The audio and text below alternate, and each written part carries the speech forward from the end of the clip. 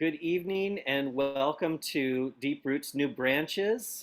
We are thrilled to have a very special guest today. My name is Tony Gomez and I am the host for the series. And Deep Roots New Branches is a program of early music Seattle where we explore the diverse and divergent roots and branches of early music and really take a moment to expand our perspective of what early music is, what it can be, um, and um, and to look at different ways that it's being interpreted today. We have a fantastic guest with us today, who I'm absolutely thrilled to be in conversation with. Gokha, thank you so much for being here tonight. Thank you very much, Tony. Oh, I think we might have lost your audio a little bit there. Let's see. Oh, go ahead one more time. Thank you for inviting me. It's my Oh, pleasure and my honor to be here. thank you so much. Um, and I want to talk a little bit about the series before we jump into the program tonight and introduce Gokha fully. As I mentioned, Deep Roots New Branches is a series of early music Seattle. We're in our second season.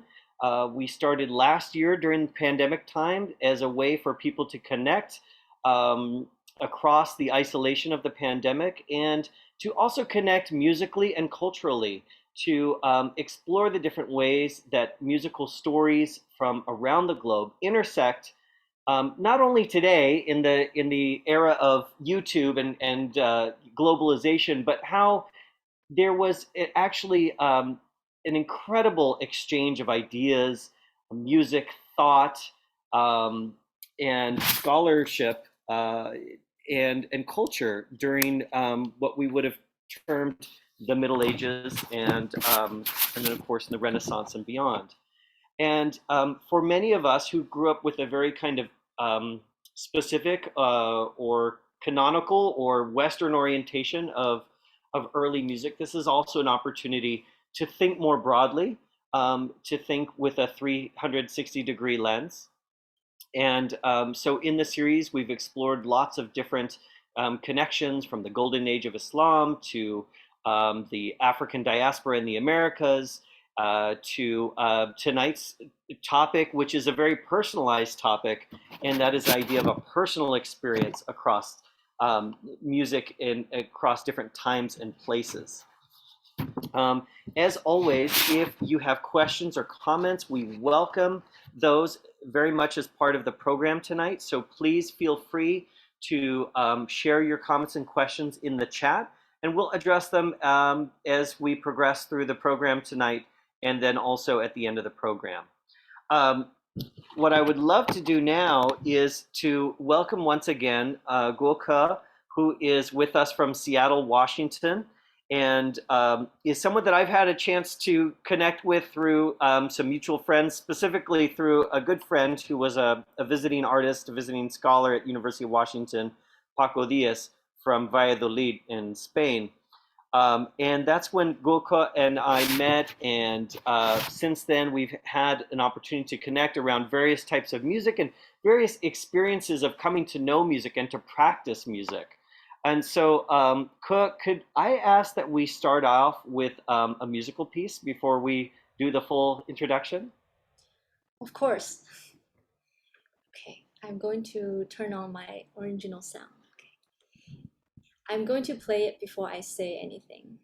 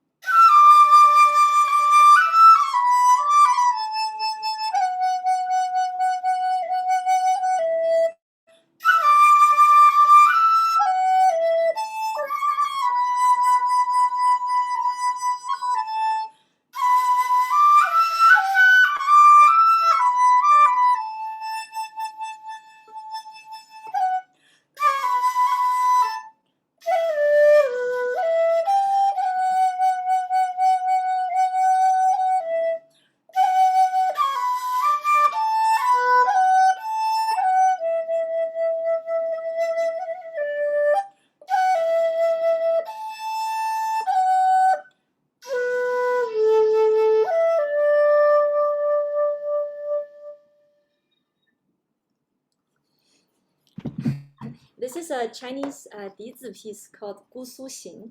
So I played first two sections of it, and as you can see, this is a Chinese dizi. This was an instrument I learned from my high school time. And what drove me crazy is the dry and humid weather here in Seattle, because the sound depends on this piece of membrane.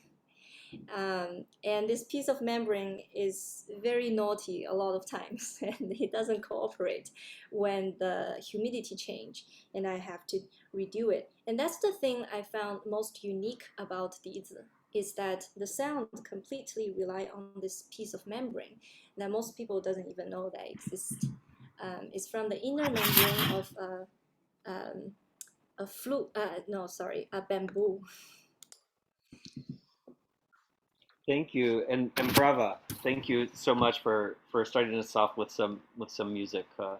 Um, and this speaks a little bit to your musical journey, and that's really what I wanted to talk about tonight, because so many of us come to early music or to any genre really, sometimes through very serendipitous or unexpected pathways. And I wanted to talk a little bit about your pathway, and by way of introduction, Ke is a doctoral student at the University of Washington. Grew up, well, and there's a guest cameo by my dog there. But she grew up doing, and you'll share with us, doing classical music, Western classical music, growing up in China, and then came to traditional Chinese instruments and Japanese instruments later, and now is literally just crossing the globe with a study of Sephardic music. And so I want to spend some time tonight talking about your journey, and of course it's a journey that's continuing. I think we're still very early. You're still very early on that pathway. So I'm especially excited to see what comes next. But can you tell us a little bit about your current musical interests? Sure. Um, so my current musical interest, I feel that I'm a very old-fashioned person in my own cohort. Although, since I was very young, I discovered that, but I had my popular music moments, but that was very brief. Um, I love traditional music around the world, basically, really just music coming from the people. Um, Recently, I have to say, I really love listening to um, the medieval ballads, various recordings, historical recordings, ethnographic recordings. Although sometimes I can't really figure out the tunes that those people are singing. But something that really attracts me and to figure out what was music like in earlier time that I could have imagined. And also in my spare time, I listen to um, music such as Inner Mongolian folk music. I'm a huge fan of the band called Anda Union. It's a traditional folk music band from Inner Mongolia. And I love listening to actually Latin American music and jazz music too, Spanish music, um, and sometimes Shakuhachi music. Um, yeah, that's pretty much my current musical interest.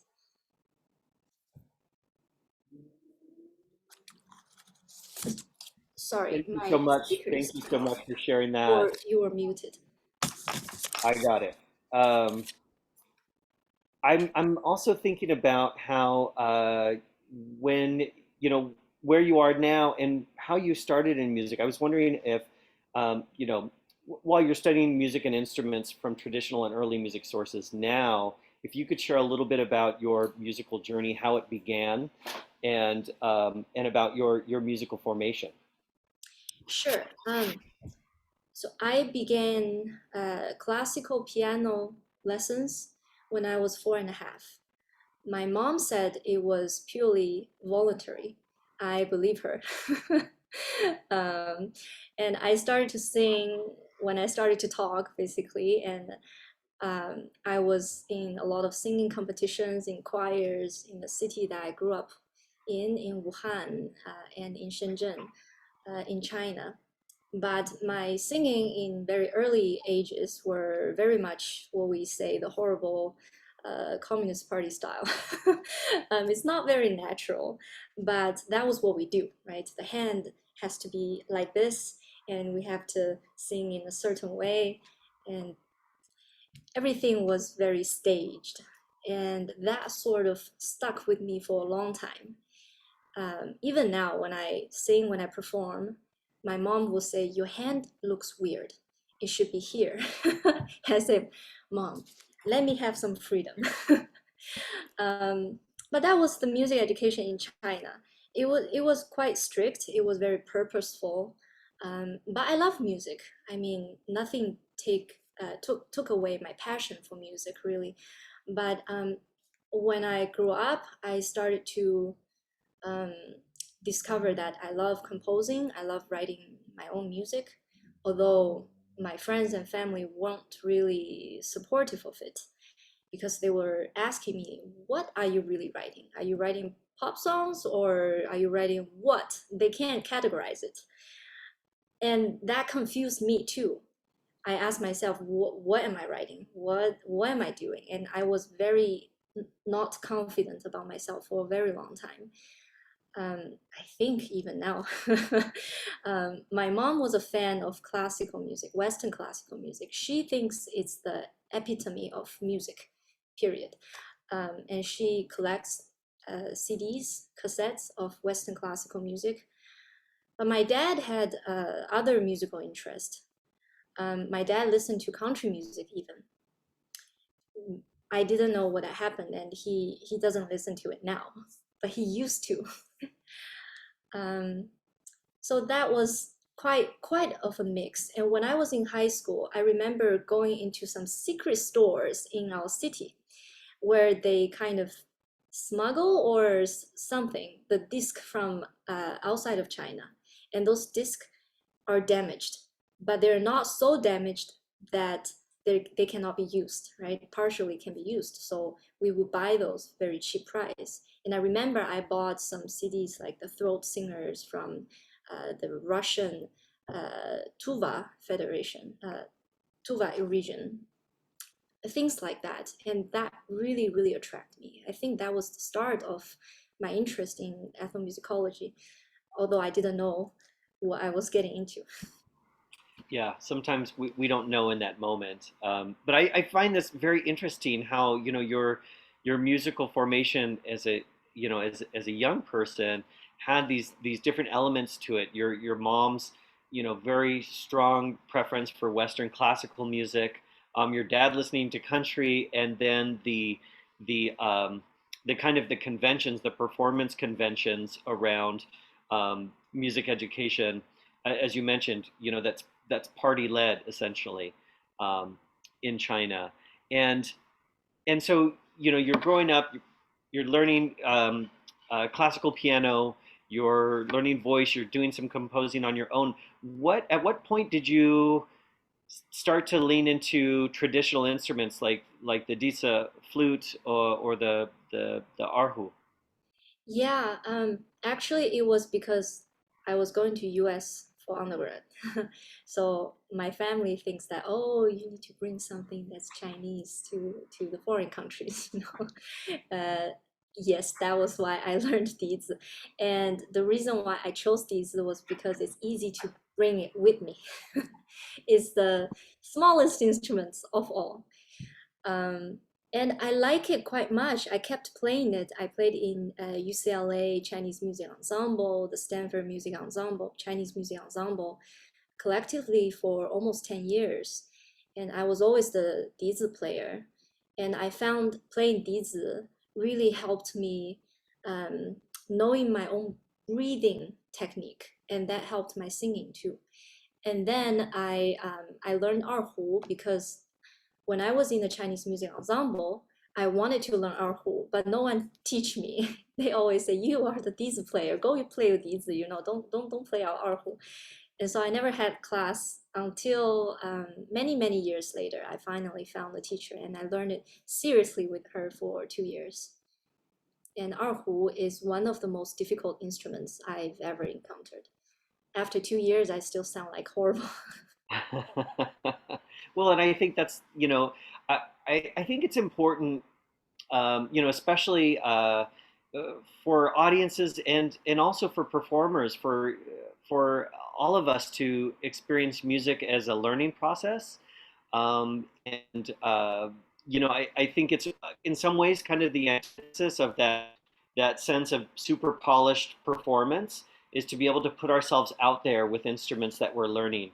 I know that we've talked about instruments that we're both, taking up. I know for me as, percussionist for about, well, in more than 30 years, I have this harana hanging on the wall behind me, and I've been studying harana for the past year. And we're both excited to learn the sanfona as another example of how there is never there's never a moment when you have to stop learning an instrument, whether you're considered a professional or not. And I think the pandemic was a huge reminder for a lot of people of how intimate our experience of music can be when we take up a new instrument or start to sing more, whatever it may be, to step outside of the commodified and commercial world of music where music is polished and professional and bought and sold, so to speak, and it becomes intimate and of the home,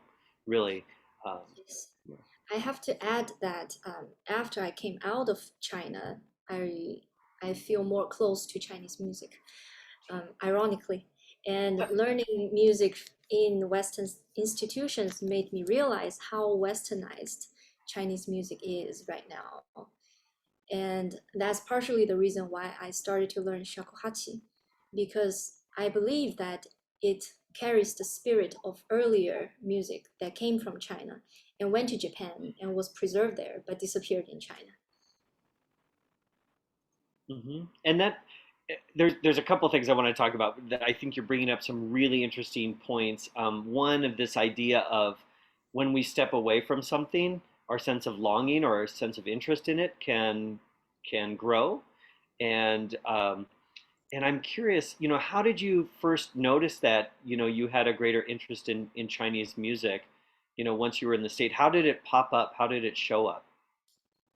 At first, it was really community seeking. When I first came to the US, the Chinese music ensemble is a place that I feel like more closer to home. And then I discovered that there's just something in my gene that I can sing the melisma in Chinese music very well. I can imitate the melisma of kunqu, of erhu, but it is so difficult for a non-culture bearer to really to comprehend and to master it. And when I sing something else, I always think back on my Chinese root. And I think it's that melisma that's inside of me. Whenever I start to sing, I go, "Mm," and it's very Chinese. It's always like this.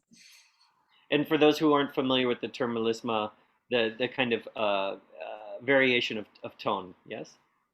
Yes, I found a very interesting thing about melisma is that when I learn music from different culture, people from certain culture can do melisma really, really well, and people who come from other culture cannot really do the melisma, even though they're top artists. And that is something really interesting. Like when I learned, when I hear Turkish music, I try to imitate, and I was like, that sounds a little bit like the Uyghur music I listened when I was younger, and I'm able to do some Turkish melisma. But Western classically trained opera singer, top ones, they probably cannot. It's interesting what you're sharing reminds us that music is a language, and it's a language that we from very young age sometimes develop literacy or fluency in the particular conventions of a musical language. And another example that I'm thinking about, from as a percussionist, is those who've grown up around Afro-Cuban clave and can sit in the rhythm of clave, and those who struggle and they're cruzado or they're crisscrossed, right? because of the this complex pattern. Or another example would be uh, microtones. Folks that have grown up in with with scales that have microtones, and those who have not, and how that kind of that tonal languages sit with us differently.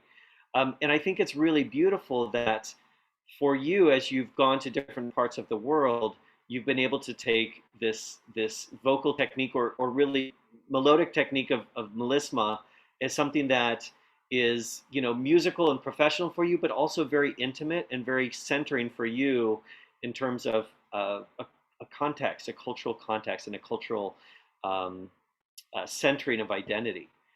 Um, I think that's really powerful. You also mentioned a couple of instruments, and you mentioned how music in China you feel has been influenced deeply by the West, and how some of the more ancient traditions may have been preserved in traditions within Japan. And I know some other artists that I've worked with in the past have researched this as well with regard to certain instruments um, and repertoire.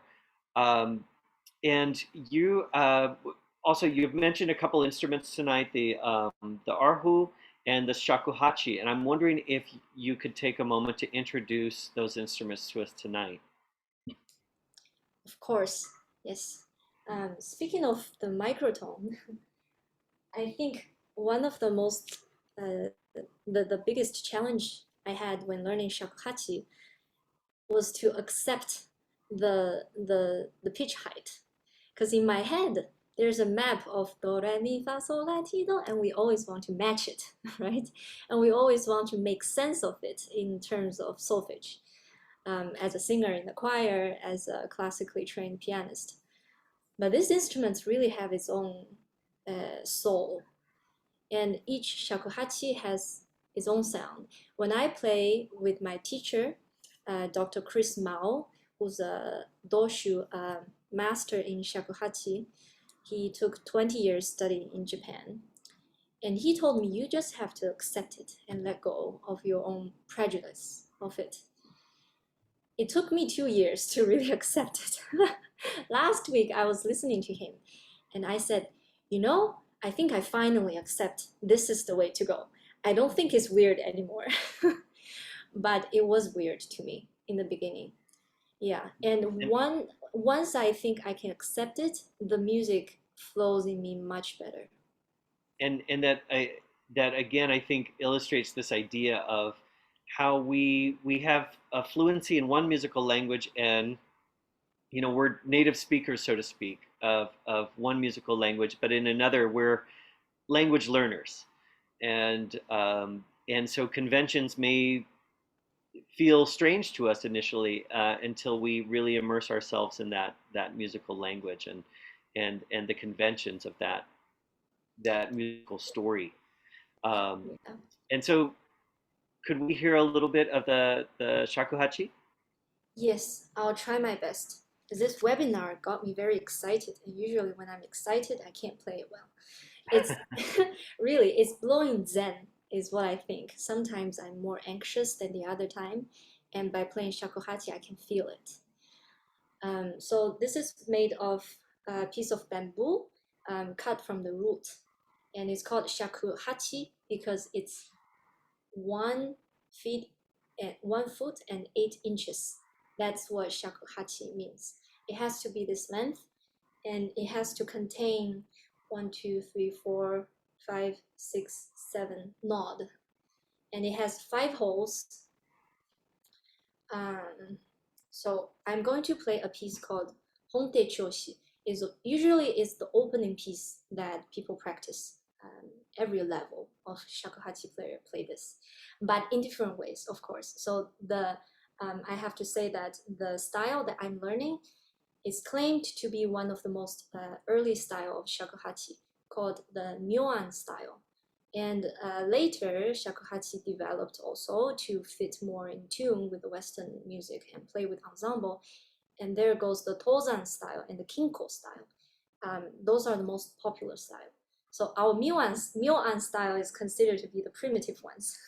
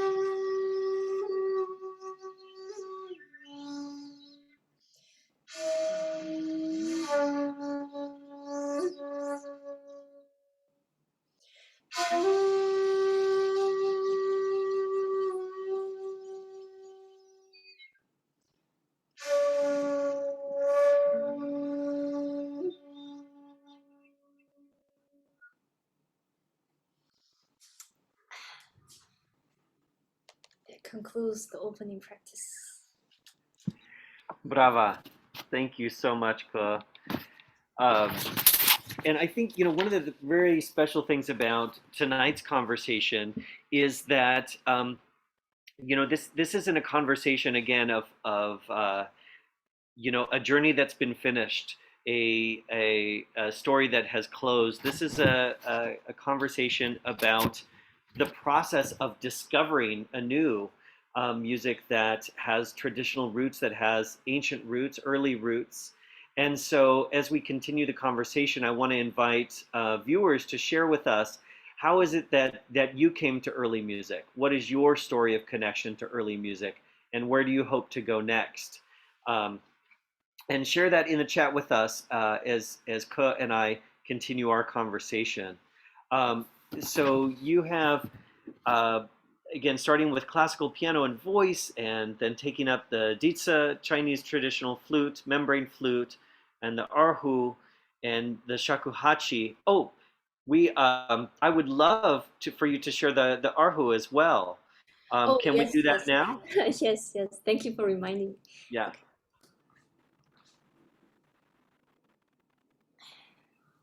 So, as I said, erhu is one of the most difficult instruments I ever played, along with shakuhachi, I think.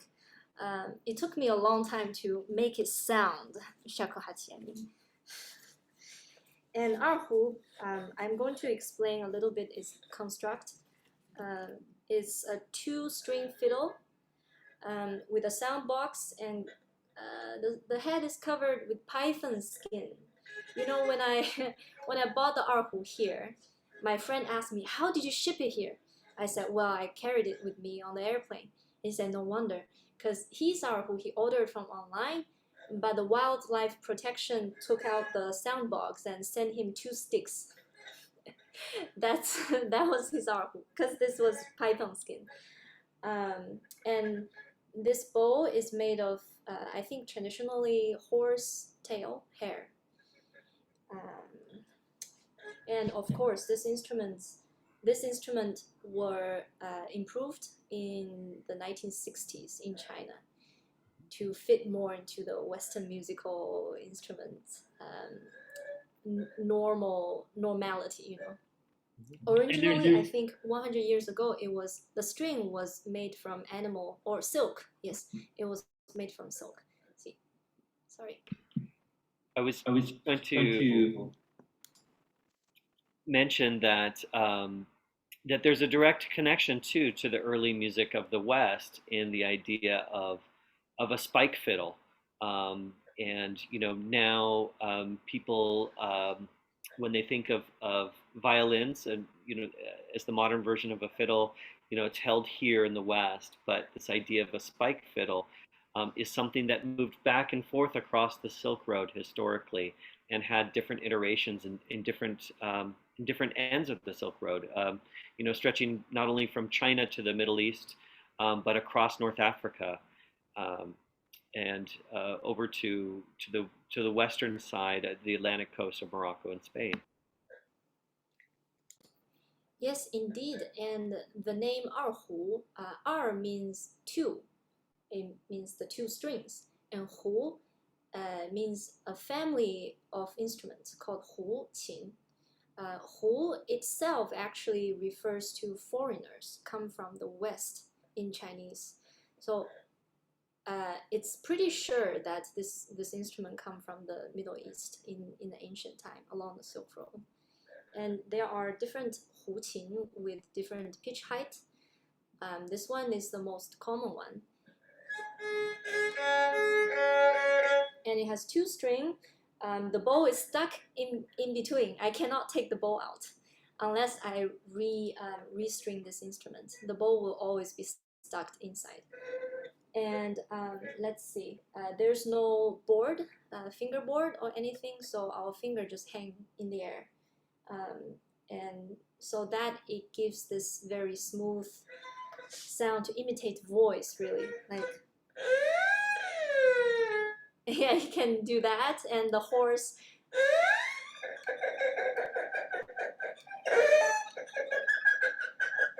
To imitate the animal sound. So I'm just going to play one phrase of a piece that I learned.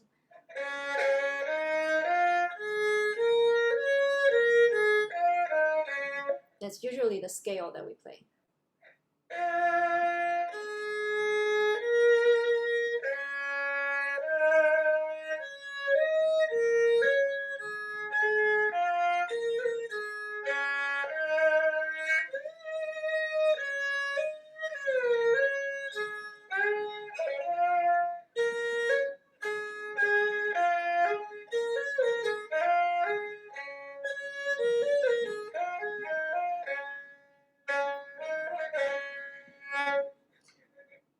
That's just one phrase that I remember.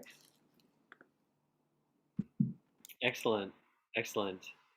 Um, and this is, of course, is an instrument that some Western audiences are familiar with through a number of different artists. I'm thinking also about the Silk Road Project with Yo-Yo Ma specifically, and how erhu and other spike fiddles from Iran and other locations have been featured in that project. Um, and so you're learning erhu, you're playing dizi in these university ensembles, um, but at that time you were not studying music, correct? You were on a different path. Yeah, so I had a pretty typical path, I'll say, of the international students who came from China in my generation.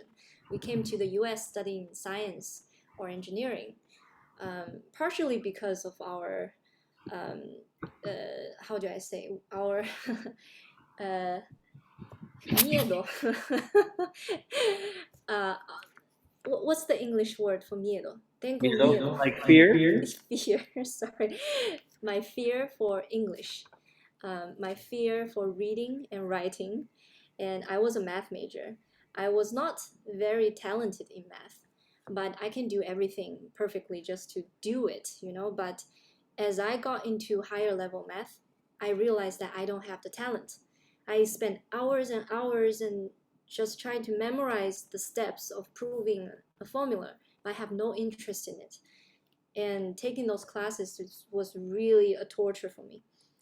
But I graduated with an applied math major in UCLA, and then I continued to surrender and finished my master in management science engineering from Stanford University. Because of all these social expectations that I should what I should do, I worked in banking, I worked in consulting for a while, and I was a project manager in a startup incubator in the Silicon Valley. But I really don't like those, and I can't lie to myself. When I was younger, I was enjoying the sense of accomplishment, although I was feeling very confused. But then when I went to working, I realized that no, this is not something I want to do for my life.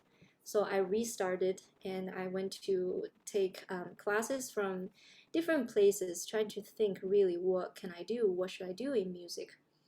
And then my daughter was born, and that was the point when I decided I want to do music education. Because I was thinking there's something wrong in Chinese music education that got me to this stage. And I want to learn better. And I want to know how that we can influence the next generation in music education to bring out their talent, to bring out their potential, and to really open up the mind towards different cultural music, different music from different cultures. Mhm, mhm. And the other thing that, oh, I think there's a little bit of feedback on audio. Ah, because my original sound is on. Now it's off. Yes. Okay, great. Yeah, no, I was just thinking about how, sometimes, it's interesting what you mentioned about your own musical formation and how you wanted to see certain things change and open up, and yet, your musical formation was something that was at your core. That's has stayed with you, and so you changed paths to focus on music education, um, and you've continued to explore ethnomusicology as well. And when you arrived at the University of Washington, after having this previous career in applied mathematics and program management in Silicon Valley, what was on your mind? What were you thinking? Like, okay, here's my plan. This is what's going to happen next. I didn't have a plan when I came to the UW. I was prepared to change. That was my plan. Um, I've always been in the circle of Chinese music, and I was thinking, yes, I love Chinese music. I love music from Chinese ethnic minority, but I also want to do something else. And I really think that studying music from around the world helped me to understand my own roots and my own culture. It's not that I forget about it. I will never forget about it. But I really want to explore the world instead of, staying in my comfort zone. So I didn't really have something in my mind. I was very openly searching. But my brief plan when I came to UW was to research in Inner Mongolian traditional music in China, or do something about music education research or traditional music research in Japan, um, both from East Asia.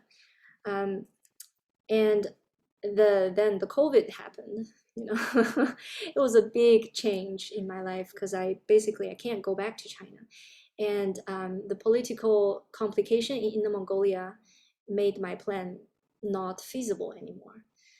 Um, and meanwhile, I was really, really drawn to Sephardic music. And at that time, I have already started taking private lesson with Mr. Paco Diez.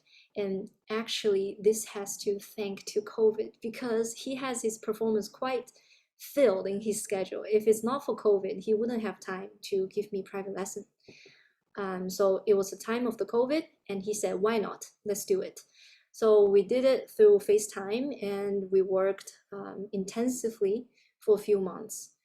because he said, I don't know when my performance is getting back. Let's just work as much as we can. It was not a style that I expected.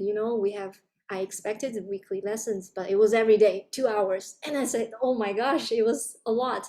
But after that kind of immersive experience, I got to grow very quickly in this field. At first, I didn't know nothing. I know nothing about the language. I I had very little knowledge on Spanish language as well. So I was like a blank paper, absorbing like crazy. And then the more I learned, and the more people I meet from the Sephardic community, really keeps me more and more excited for what I want to do and for what I'm getting, what I'm learning from them. I'm basically learning music from the world through Sephardic music because Sephardic people travel around the world. I think you're muted. That's a really powerful idea. Is this idea that we travel through music, and and I think it can be kind of cliche sometimes. Like you know you know to say let's travel to so and so through music, but it's true because when we study a musical form, it is, as we've talked about before, music is a language. And so when you study a language, you're not just practicing, the pronunciation and the grammar. You're learning the systems of meaning behind that musical expression. You're learning the values and the cultural norms that are connected to it. And as you mentioned, Sephardic music specifically, because it is a diasporic music, a music that's spread across the globe, um, it really is this kind of gateway to so many different traditions where Sephardic communities have settled in different corners of the world, whether it's in Greece and Turkey, the Balkans, North Africa, other parts of Europe, or here in the Pacific Northwest in the United States, where Seattle is the third most significant city in terms of Sephardic heritage in the U.S. Um, and so this is, I think, a powerful story. I do want to back up for a second, though, just for folks that are new to this. When we're talking about Sephardic music, we're talking about the music, the living musical traditions of Sephardic Judaism, or the Jews of the Iberian Peninsula, who were on the peninsula from at least Roman times until the expulsion under Ferdinand and Isabella in 1492, at which point the diaspora fanned out to many different locations. Um, and just also to remind everyone that your first connection to Sephardic music, and correct me if I'm wrong, did you have any experience with Sephardic music before Paco Diez came to as a visiting artist to the University of Washington? No, it's quite embarrassing to admit that I didn't even know the word when I saw his poster. No, but I think that's perfect and beautiful in the sense of like this is something that was completely new to you, and you've gone on to immerse yourself in it. And I'm curious for you, what is it that's we talked about how melisma in Chinese music resonates with you kind of in your inner core. What is it about Sephardic music that draws you into studying it and learning about the Sephardic communities that have held this music? Yeah, at first I was just purely think that the music Paco sang was very beautiful. It was that simple reason. And then I was very interested in those stories and the language. Although I don't have a very I don't have perfect understanding of Spanish language. No, still no. But Well, the nuance, yes. yeah, no, but I was just gonna say, I mean, you're like a language superstar because Mandarin, English, Spanish. What am I missing? I speak some Japanese. Okay, I so used to be better. I used to be better. I actually learned Japanese for a really long time. It's a very difficult language. Um, almost. I don't know. I think it's more difficult than Chinese actually, Hmm. because it has the characters of Chinese and it has the grammar that's more than Chinese. So it's very So, difficult. so give yourself credit linguistically and musically for the globe trotting that you do. Thank you. But yeah, coming back to this idea of Sephardic music, what was it that really resonated so deeply for you? Well, something that really lame that I want to put out there is that I think I do have a Sephardic soul somewhere out there in my previous life, because otherwise I can't explain this possibly. But I just feel very attracted by the stories that they tell, the medieval stories about the queen, the princess, the cavaliero, the knights, and those stories are absurd, but they're not. They are exaggerated, but they're so romantic. They are so surreal, but they portray what we want in the most blatant way. Or it's just a different logic than the poetry and the literature and the music that we have in today's society, in today's popular music. It's a different logic, and I like the logic people had before. um, portraying the details, not telling you the full story, letting your imagination grow, but you somehow guess the story. It's very interesting. And then speaking of the sound of music, what interested me was that how can one musical culture become so diverse? That was something I was fascinated with. Someone come from Turkey saying that they sing Sephardic music this way, and those Spanish musicians, they do Sephardic music that way. And the people who went to South America took music with them, and they added the rhythm of South American, the from Argentina, from other places from the Caribbean, and they have a different feel. And people from Israel, they remake the Sephardic songs. And everything connects together, and it just fascinates me. Hmm. Hmm. And I want to take a moment too to just kind of celebrate this idea of these musical journeys that we can take across time and place, and acknowledge a comment from one of the viewers. Michael Harris writes about first connecting with early music through Gregorian chant and through Catholic tradition, but then became interested in the influences of Arabic and Armenian music, and the use of flute and other instruments, um, and how this kind of these universal themes of meditative and ethereal uh, context have been kind of the connection. And I'm thinking about what you've shared with us tonight, Ke, about the melisma in Chinese music, the idea of blowing Zen, as you said, the Shakuhachi, and then this kind of like universality, timelessness that you encountered in Sephardic music. And I think it's just such a beautiful way to remind us how um, we can find something that resonates with the self when we open ourselves to the other, so to speak. That when we open ourselves to another's experience, whether that other is someone from a different culture in our own time, or that other is someone from a different time and culture, that we find this resonance, literally, in your story, this sense of resonance, um, and uh, and so I want to invite you to share with us. I know that you've been working on a lot of Sephardic repertoire lately, and you've even taken up a new instrument in that process. And I wanted to make sure that we have some time for you to share one of the songs you've prepared for the Sephardic tradition, from the Sephardic tradition. Yes, thank you. So let me get my instrument. It's a harp, but it's not a fancy pedal harp. It's a, what do you call it, a folk harp.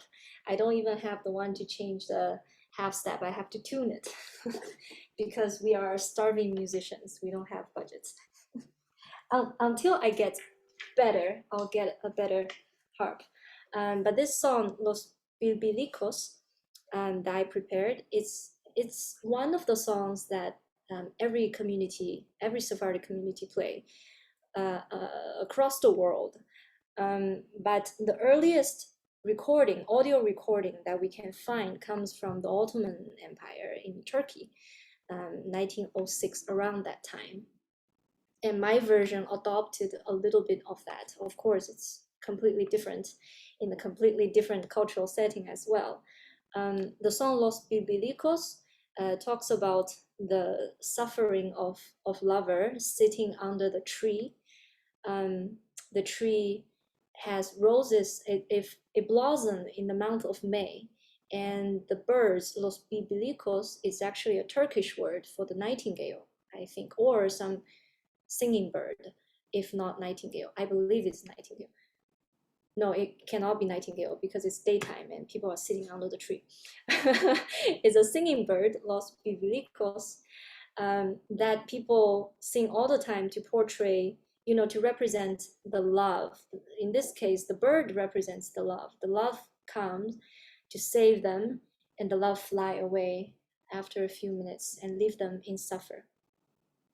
I'm only going to sing 2 verses for the sake of time, because all the verses repeat itself, like all the other medieval ballad, which is something very challenging when we're preparing concerts. How do we keep people from not feeling so bored singing 12 verses with the same melody? So I have tuned my harp in the minor key. Here we go.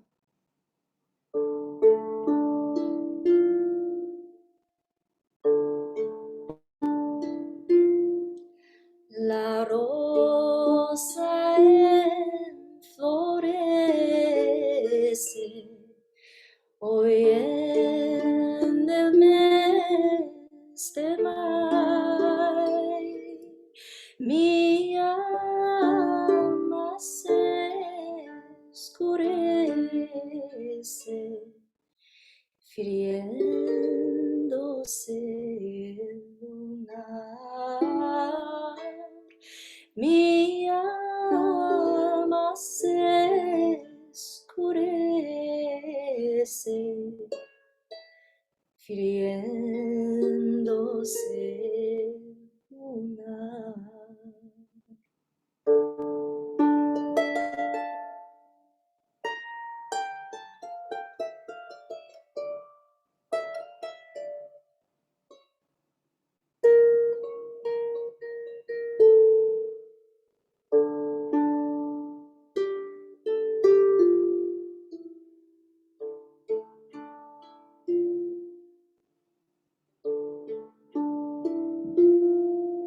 Los bibliicos cantan, suspiran del amor, y la pasión me mata. Cuán grande es mi dolor, y la pasión me mata.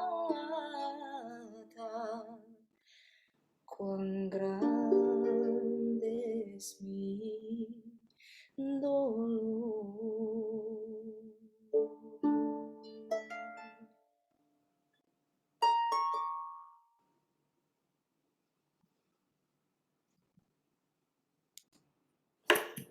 Beautiful.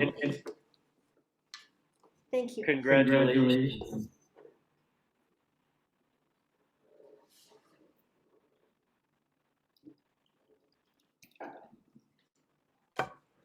It's really wonderful to hear you take on the instrument of the harp and put it to work so quickly.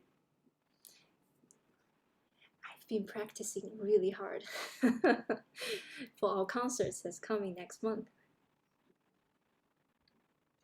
Absolutely. Oh, I think we're getting an echo again. And we're playing when we had the sound set for Okay.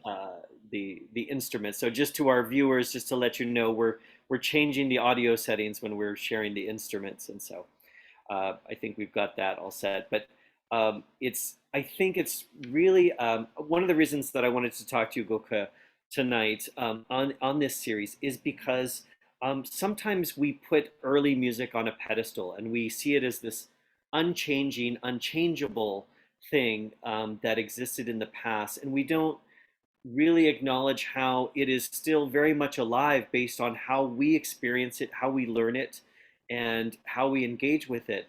And I think that your work, your both your study and your musical passion are fantastic illustrations of how early music is a living and dynamic art form that breathes life with every new interpretation and every new person that becomes excited about it and decides, to really engage around it and to dedicate themselves. Um, I Thank seen some comments. One person just mentioned how gorgeous that rendition of Los Milicos was, and another comment that of someone who would love to hear more of this repertoire and what is the language, and do you want to share with us the language of Los Sephardi? Sure. The language is called Ladino with a D, not with a T in the middle.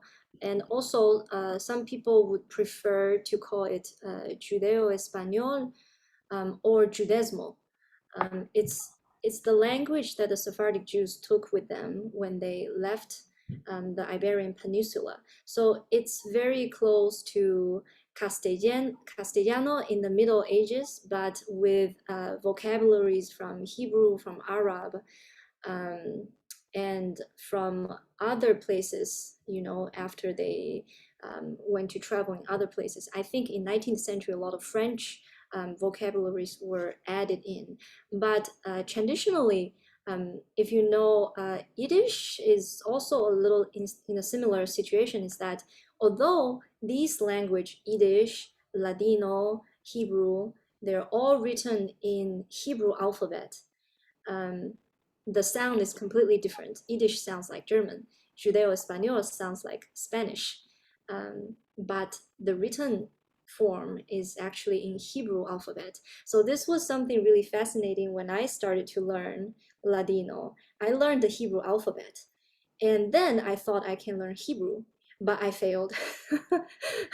I actually took a summer of course in Hebrew, but it's just a completely different animal.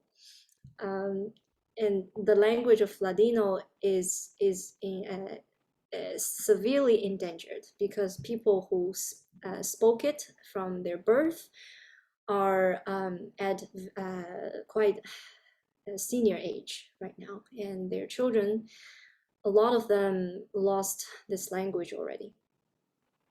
Yeah, yeah, and I think that's important to point out. I mean, oftentimes, when we look at early music or we look at medieval culture, our inclination, as in Western culture overall, is to adhere to what we see in a text and what has been written.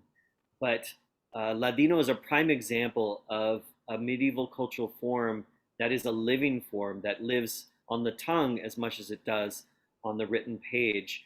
And because more tongues are speaking the language of wherever that diasporic community is located, plus global languages like English, um, languages like Ladino, like so many other historic languages, are in a very precarious situation, and it makes me think about the role that we as musicians can play in in caring for language, caring for culture in a very special way, which is also another reminder of a very big topic which we could dedicate a whole session to.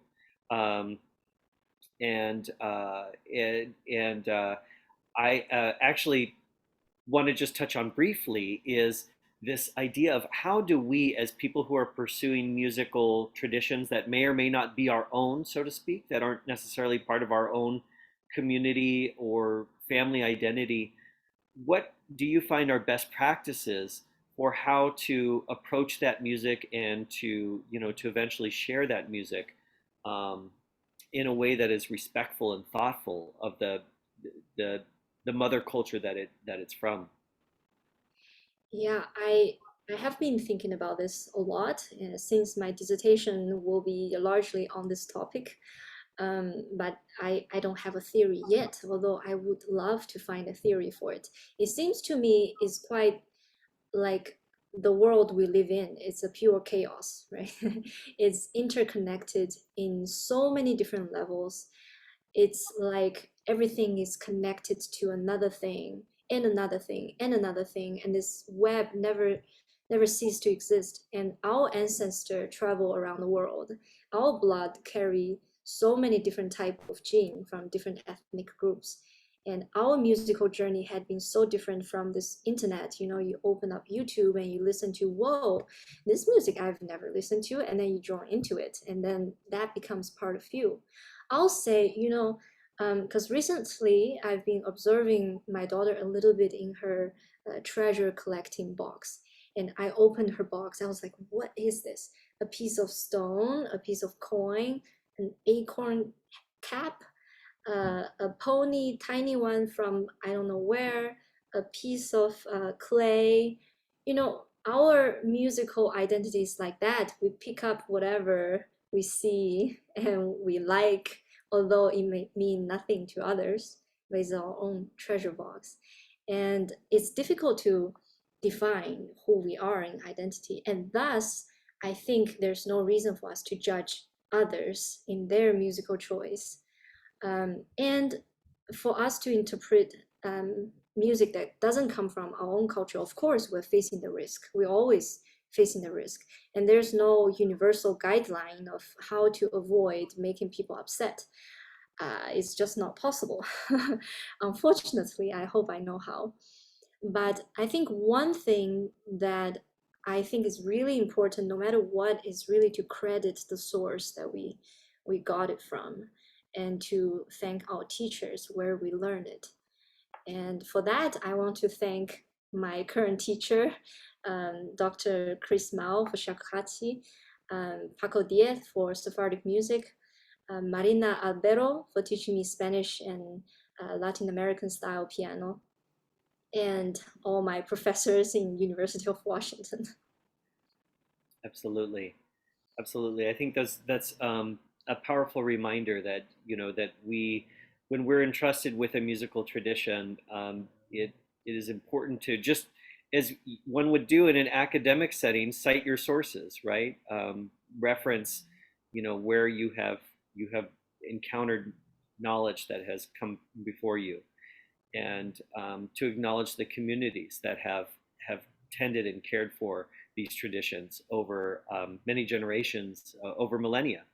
Um, and and so I want to, as we wrap up, I want to thank you again, Ke, for sharing your personal journey of music across both time and place, from different time periods, from the classical Western canon to traditional music of China, to the ancient traditions around the shakuhachi in Japan, to the diasporic experience of Sephardic peoples, Sephardic Jewish peoples.